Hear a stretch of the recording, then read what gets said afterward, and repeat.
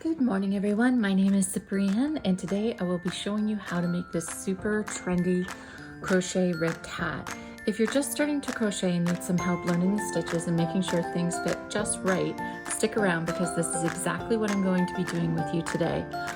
I'm going to be demonstrating an adult size, but this is one of the easiest designs to modify for any size. But that being said, I am going to leave a link to the blog post below, and in that blog post I will have all the stitch counts that you need for pretty much every size. But for today I am going to be demonstrating the adult size, and I will have also timestamps below so that you can go back and forth as you need to follow along or move ahead at your own pace. But I will also be walking you step by step through the basic crochet stitches we need to make this hat. Okay, so for today, what you're gonna need is worsted weight yarn and a 6.5 millimeter hook.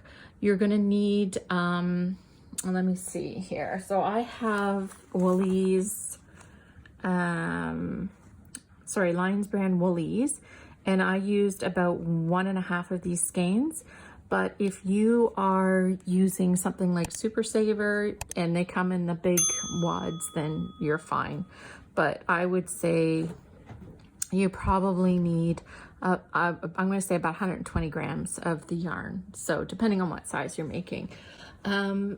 Also, if you don't have a 6.5 millimeter hook, you can go all the way down to a 5 millimeter, and there is a lot of give in this pattern because we're working it in a rectangle. You just keep working as many rows as you need for it to fit around your head. So I would say you can go down to about as small as a 5 millimeter and as high as a 6.5 millimeter hook. So don't let that stop you from moving. You can also use a bulky yarn. I have never made this hat with a bulky.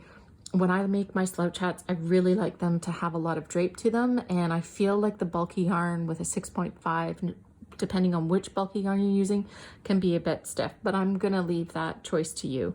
And you are also absolutely gonna need something for a stitch marker. You can use a bobby pin like I have right here. You can use a piece of yarn, but I do find that cumbersome. And of course, if you have stitch markers, then that's great. So anyways, go ahead and hit pause and gather up your supplies, and then we'll get started. Okay, see you soon. Okay, are you back? Let's get started. So this hat is worked as a rectangle, as I mentioned before. So we're going to be making that piece, and then we're going to sew at the back and close the top of the hat. So I'm going to be walking through everything with you. We need to make sure that our rows are even. So as I mentioned before, you absolutely need to use a stitch marker. It's going to be really important to keep track of the first and the last stitches of each row. So the first thing that we're going to be doing is making our slip knot. And to do that, we're going to take a tail of yarn, say 8 to 12 inches long. And actually for this pattern, we're going to leave it at 8 to 12 inches long. And I just make it that long so that we're not struggling with itty bitty tail ends. We're going to cross over and make an X. And if it's easier for you to control your yarn by laying it down, by all means, go for it. So we're just going to be pinching this X, reaching through the circle, and pulling up the loose end of yarn. Okay. And so I've pinched that with these two fingers. I'm holding on to these two and I'm just pulling it, okay? Then I hold on to the knot with my fingers while I slip in my hook from back to front. Holding on to the loose end, I slowly close the loop, okay? And don't close it tight because we want to keep our stitches loose so that we can work them easily. When we start to pull things too tight, that's when we struggle not only working our stitches, but getting the correct tension, okay? Also, I wanted to mention that this hat, the way we're making it today, it measures 20 by 11, so 20 inches around and 11 inches long. If you want to change the length of the hat, so the height of the hat, you can chain less stitches. I would say for most people, about 4 stitches is going to equal 1 inch, roughly around there. Okay, so we're going to start off by chaining 52. So we're going to start by working our chain. We're going to take our yarn and wind it around the hook, and then grab onto the hook that's on, or sorry, the loop that's on your hook. And this way we can keep control of what's happening. So just let go, let the hook grab the yarn and pull it through. And you'll see I'm pulling ever so slightly on that loop so that it's allowing the hook to slide through easily. Okay, that's your first chain made. So we're going to do that again. And I'm not sure if I mentioned, I'm going to leave timestamps below so that if I'm going to do about 4 or 5 stitches, chain stitches with you now, and you can just go back to the timestamp and watch what I'm doing again if you need to see it again. Okay, and you can also slow down the video on YouTube as well. Okay, so always I'm holding on to that loop with one of my fingers. You can see I'm holding it on with my forefinger. So we're going to wrap the yarn around. I'm pulling on the chain here to open up the loop on the hook and slowly pulling it through. And take your time. You don't have to rush this. I've been crocheting for years and I am so slow, but I'd rather be slow than force it. So, okay, so one more time, let's yarn over, pull those chains, open up the loop and slide your hook through. Okay, yarn over, slide your hook through. Now I want to mention one other thing that I actually haven't mentioned in my other videos before. You will almost always see me using this type of hook where it's in line. So what it means by in line is that the shaft is in line all the way up and it doesn't taper like this one. And the reason I don't use the tapering ones is because it goes skinny here. It allows your chain stitches or any stitches to get a little bit smaller. I have a whole blog post about the best crochet hooks for beginners. So I will leave a link to that below if you want to check that out. Also, if you'd like to see a video on that, I'm happy to do one up. Just leave it in the comments below if you think that will help you out. And I'm also thinking about doing one on yarn. So let me know what videos you're looking for in the comments below and I can help you out with that. Okay, so let's do one more. So we've got 4 so far and then we'll do one more. So we'll go yarn over, pull the chain, slide it through, and you've done 5. So let me show you how to count them now. So you do not count the loop on your hook because that's not a completed chain. I'm going to just open that up a bit so I can hold it. So you'll see you've got basically a V shape. So each V shape counts as one of your chains. So we've got 1, 2, 3, 4, 5. So that's 5. If you slide your crochet hook out by accident, slide it in the loop from back to front so that you can continue working the way you were. Okay, so for this, we're going to do 52 chains. I'm going to stop the video now. I'm going to work my 52 and I'm going to meet up with you.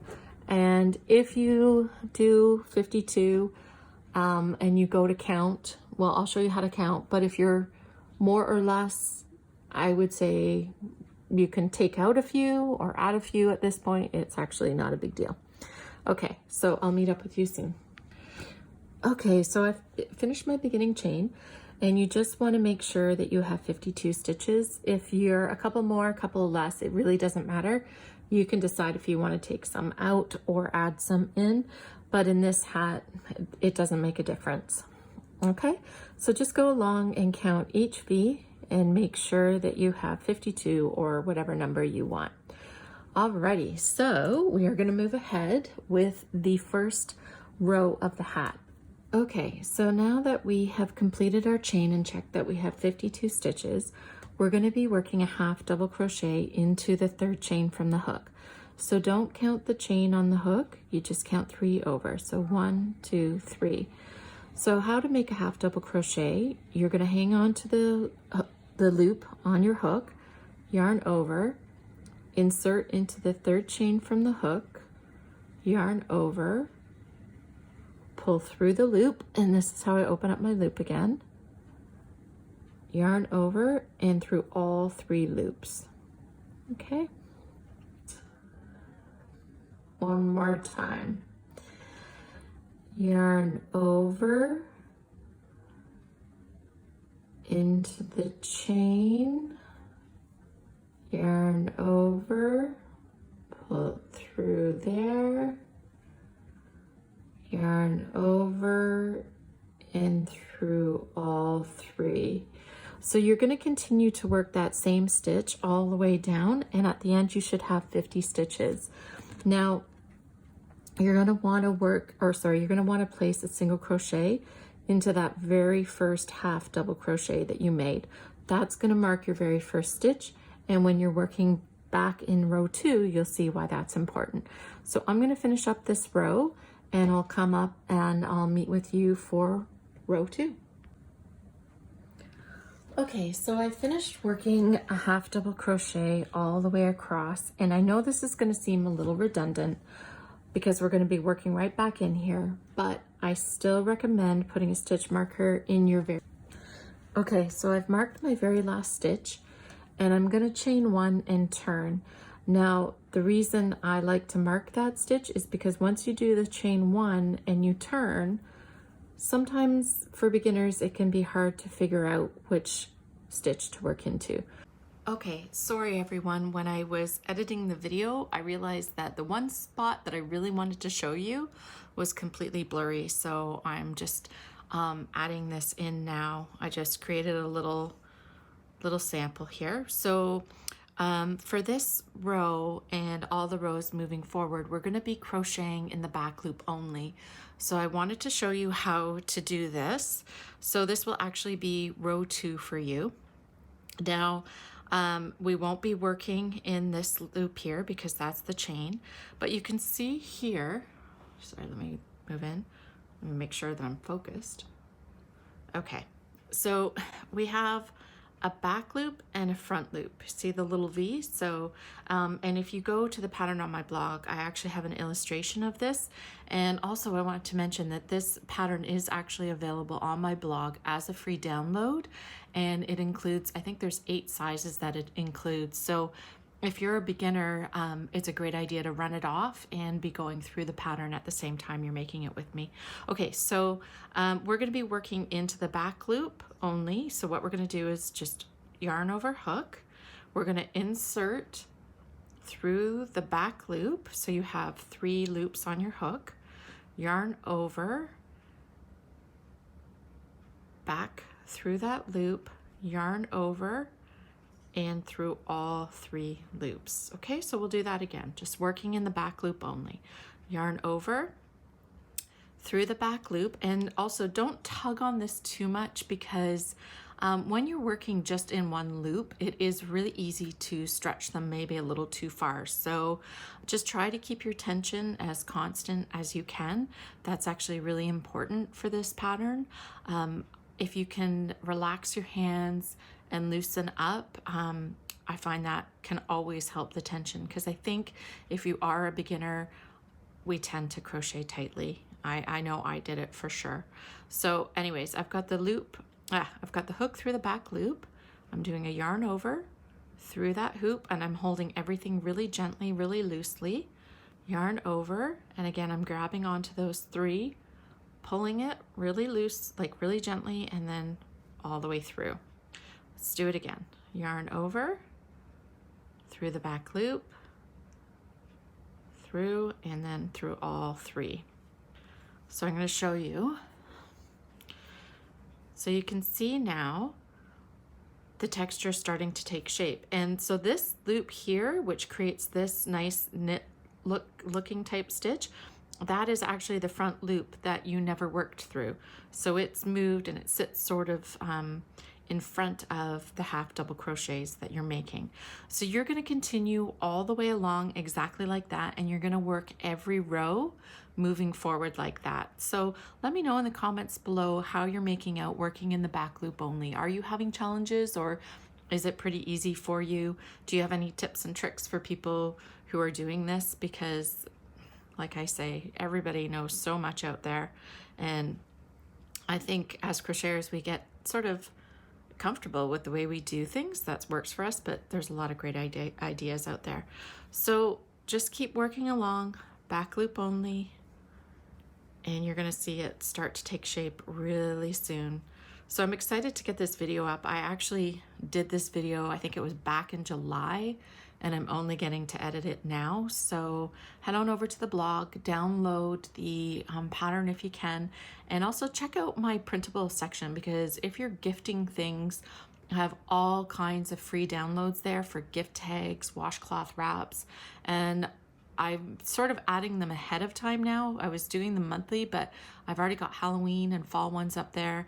And within the next, I'm gonna say 2 to 3 weeks, I'll have Christmas ones up so that people have lots of time to download them. And then be sure to share the links with other people that you think might enjoy them. Okay, so I almost finished row 2, and you can already see the texture taking shape. And you can see those V's there, how it mimics a knit stitch, which is, I think, everybody's favorite thing about this stitch. Okay, so this is my stitch marker. So this tells me that this was the very last stitch I made in this row. So let's go ahead and work that half double crochet into that last stitch. Okay. Now, I forgot to mark my very first stitch here. So I'm just gonna go and put that in, and I'm gonna go and put my stitch marker in the last stitch too. Okay, so row 3 is worked exactly the same as row 2. So you're gonna continue to work these rows until you reach 20 inches or the desired width of your hat. So whatever size you want to go around. So you'll just see I just did that single crochet, or sorry, that chain 1. I'm taking my stitch marker out, sliding it in the back loop, and doing that half double crochet. We'll put this right back in to mark our first stitch and continue on. So I'm gonna leave you at this point, and as I mentioned before, I'm gonna put timestamps so you can just keep going back and referring to those. So the next thing that we're gonna be doing once that rectangle is done is we will be sewing up the back of the hat and closing the top. Okay, so I'll meet up with you soon. Well, probably not soon. Take your time. Let me know in the comments below how it's going. Is it pretty even? Are your stitches clean? Are you finding your stitches okay? Or do you have questions? Let me know in the comments below. I check pretty much every day, and I will get back to you as soon as I can. Okay, we'll see you soon. Okay, everybody, we're back, and I have my rectangle made. Let me know in the comments below how you made out. Does your rectangle look the same, or does it look like this?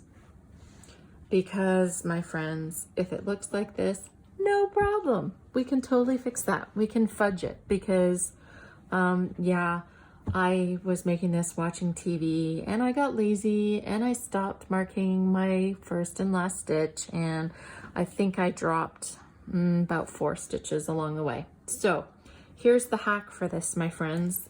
We are going to make this end the bottom of the hat, and we are going to make this end the top of the hat, because when we gather, this is not going to matter. And in fact, that white hat I showed you, I got to dig out a picture, because oh my goodness, that was a colossal mess, and I was completely, there was absolutely no way I was going to rip that out and start again. So let's just carry on. So if you snipped off your yarn, no problem. Just join it with a slip stitch again so that you have something to work with. And now what we're going to be doing is we're going to be creating the cuff. Now, I'm sure you've already noticed that there's no right side and no wrong side. So we can just fold it over and start on the end down here. Okay. So what we're going to be doing now is working a slip stitch through both of these pieces to hold them together and create our seam. So we're going to go under those 2 loops, and then we're going to try and work through our very first chain. It's going to be hard. You're going to have to guess, but you'll do okay. So we've got the we've got the hook through, yarn over, and then we're going to be sliding it through all of those loops. Again, I'm pulling on my work, opening up those loops so I can slide this hook through. With 2 loops on your hook, you're going to just slide it through that 1 loop, okay?